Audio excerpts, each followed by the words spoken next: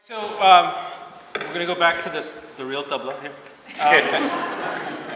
No disrespect, I love this instrument too. It's also got two skins, right? It's actually broken up into two different drums. The bass is, in this case, it's called pittal. It's a mixture of copper and it's got some iron in it, but basically the hollow part of it is the important key. It's a closed chamber. It's hollow. It's got the membrane stretched across. The interesting thing about this drum that makes it different than other membrane skins is that it's got a black spot in the middle, right? You can see that. It's different because that black spot is actually a mixture of paste, water, and iron filings. Okay, so it's mixed up together, kind of like, you know, if you're baking bread or something. That paste is then baked on. It's cooked in concentric circles. So you start with kind of the biggest layer, you let it set, and then you add another layer, and you kind of build it up like a dome. So if you were very close up and you looked on the surface of it, you'd actually see it rise. Okay? So that has a very specific purpose. It catches the sound, right? So if you hit the skin on the surface, it creates a bunch of waves, right? And if there's nothing on it, it just opens sound, right? So right, any other drum you hear, there's a resonance there. What that black spot does is it focuses it into that iron filing. It's got some metal in it, and it makes it dense.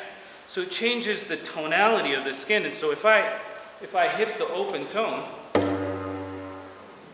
it's got a sustain, right? Most drums, they have kind of a quick, dip from the sound quality, but this, I'm not hitting very hard, but it resonates. Okay, that's the key, why it's there. Now the thing is, if I put it on a high-pitched drum, right, a skin that's really on a smaller ring, but it's tightly pushed across, it has the same effect, but now listen.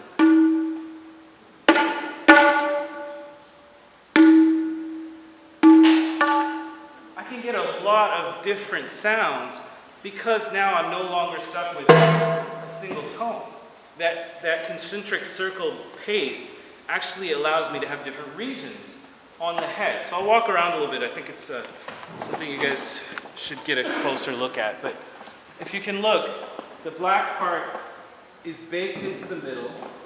There's a little white ring that is around it, and then there's another ring that composes the very edge. So it's kind of like three different rings, all concentric. Structurally, that's the important thing. The way it's made is if you think about the outer ring, that's a piece of skin. Underneath it, there's another skin. So you've layered two skins on top of the hole that covers this frame, and then you cut out one of the skins, the inside skin. In that area that's cut out, then you bake on this black paste. So the technology of this is very interesting. Why did they do that? Right? So because of the sound that it creates, it allows you to have a whole different repertoire of beats. You know, it's not just about simple 4/4, 3/4, 6/4 patterns. It's really around a melody. Okay, so that's the structure of what we're starting to think about. It's like I'm creating melodies that are rhythm patterns, right? And I name each of the beats. So I don't call them like, you know, ta ta ti ti ta. It's actually named like do re mi fa sol la ti la, like a vocal phrasing. So if I hit the outer edge,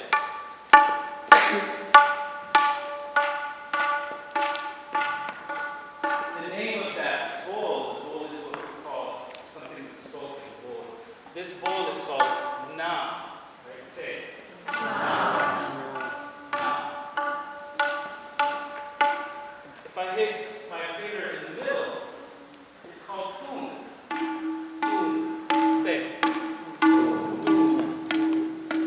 Now I can make a pattern with those two syllables, right? Boom, na, boom, na, boom, na, boom, na. Flip it around, na, na, and then start doing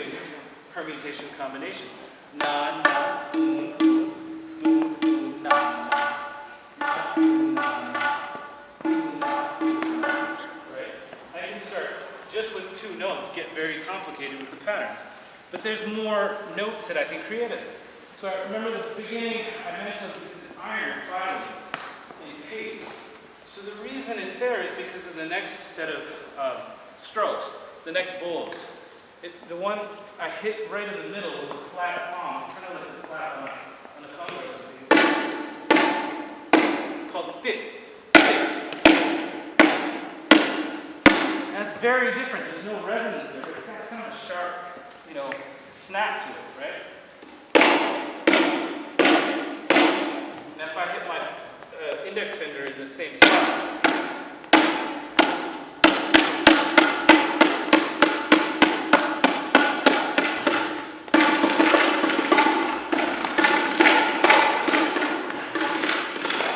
I can create a whole range of different sounds just in the middle, right? So in the middle I have an open tone, and a closed tone, victor. And the outer rim I have na. All of a sudden you can see, if I hit in a subtle place, like between the outside and the black spot, there's a harmonic note there, it's called thin. It's not na, this is na. Na is more like a slap with the tone on it. This is thin. For like a guitar player, you play harmonic chords, right? You get the string in a different place. It resonates. That's what I'm doing on a drum head. Okay. Thin. So now I have da, which is also another name for na. I have thin, de. Then if I put my whole hand on it, I have did it.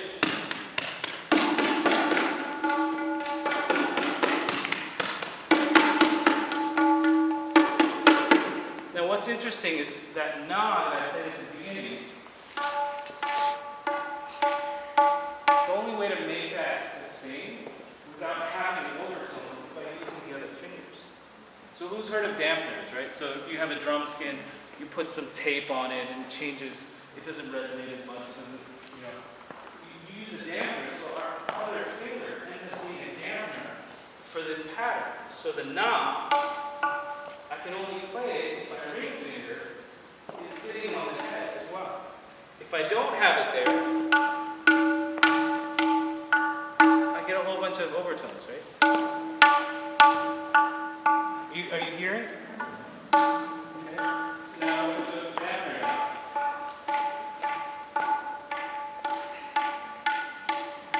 So this technology is really interesting. It's changed the way you think of a drum.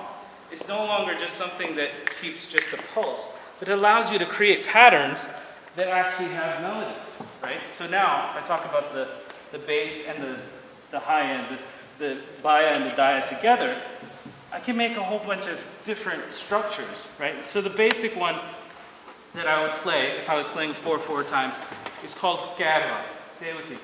Garva. One more time. Garva. Again. Garva. Garva is like your bass style. That's the one that you kind of go to for any song that you'd be accompanying, anything normal 4/4. And it sounds something like this.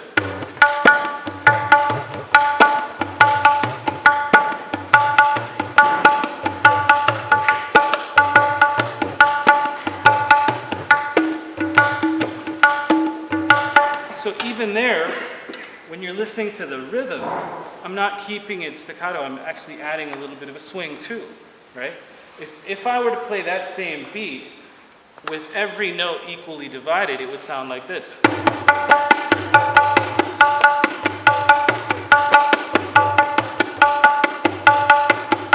Now listen to this.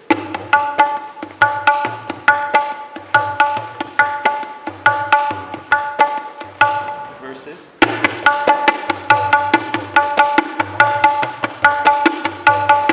So here again, there's that swing that comes back into performing this style. You can do it if you want to keep that staccato, but that's just for an effect. Everyone kind of feels like, oh, something's jarring me. There's like a da-da-da-da-da. The same thing what Rich was talking about with the step, when you flip it, all of a sudden there's kind of a swing to it now, right? So.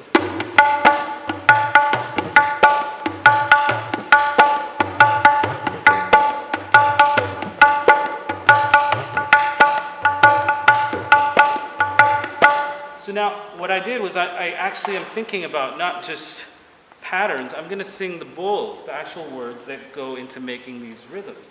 So the sounds I would sing would be dinge nana, dinge nana, dinge nana, dinge nana.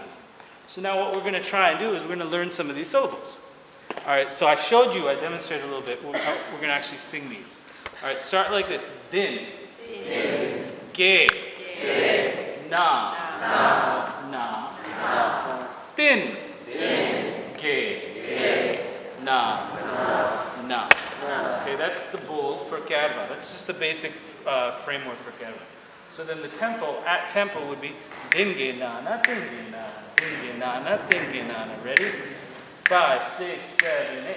Dinge na na dinge na na dinge na na dinge na na dinge na na dinge na na dinge na na dinge na na dinge na na dinge na na dinge na na dinge na na dinge na na. So there's a reason I'm doing that.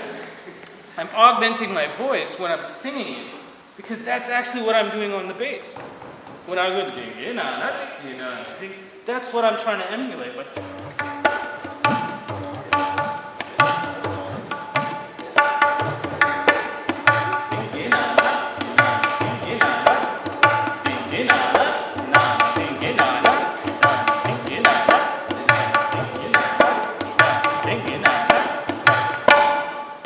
there's a reason for that. The reason is we had a tradition of learning these rhythms that was oral. We didn't write this stuff down. There wasn't really books of tabla. Now it's very different. Now you can go to YouTube. You can, learn, on the fly. But the traditions came out of this very kind of secret way of teaching only those people who were in the inner circle to know where to hit to produce a certain sound. So that created gharanas. What gharana means is a house. So you had different houses in different regions where the khalifas, the leaders of the house would have the traditions and the secrets of technique that they would pass down to their disciples. Right? I would just say something. I mentioned earlier about families, lines, and lineages who are responsible for maintaining particular, for the drum. You had, so these were the beginning of guilds. You know what I'm saying? Like unions, so to speak, or craft guilds, basically. You had people who made jewelry, who were specifically, their family was known for making great jewelry. You had families who were known for being great drummers. You had families who were known for being great choral players and jellies. They kept the oral history, so they knew who begat who for thousands of years back, and they could sing a song and regurgitate all of that information. So this was the oral tradition as opposed to everything being written down. You had children in the culture that were 7 and 8 years old who could recite the entire Quran, word for word. See what I'm saying? So we can see by looking at the cultures that a oral culture is just as accurate, right, in terms of its ability to retain information as written, right? But this human element is how Eastern traditions have done it. For thousands of years before people started writing everything down. Of course, the Kemites or the Egyptians, they wrote stuff on the walls and stuff. They made sure that their stuff was documented. But in other cultures around, oral tradition was very, very, was used very much just like in Africa as it was. Yeah, and what I'd argue is that you lose something when you go from the oral tradition to the written. Because now if I try to teach, and I have tried this, to do that little bend, I can't write it down. I have to write a paragraph to explain, okay, put the pressure here, slide a little bit, then carry it back, but that's one stroke. It doesn't translate, but if I show them and I sing it, din, versus dinge, right? All of a sudden now you have a whole dimension of, information that goes along with this this framework, right? So that's why it's critical for us to understand the histories and where our roots of the music came from, because there is information in that tradition that we may be missing now. And there are lineages that are no longer active. There's some houses that have gone by the wayside because nobody carried on those traditions, right? And at that time it was very secretive. Now there's a lot of sharing of information. So you have somebody who's primarily from a Punjab Gharana, he'd be studying from somebody from a Banaras Gharana or vice versa. The teachers have kind of evolved to be much more inclusive and showing different styles to different students who are interested and have the kind of musical affinity to learning the different styles and performing them. So. I wanted to put these students to the test a little bit.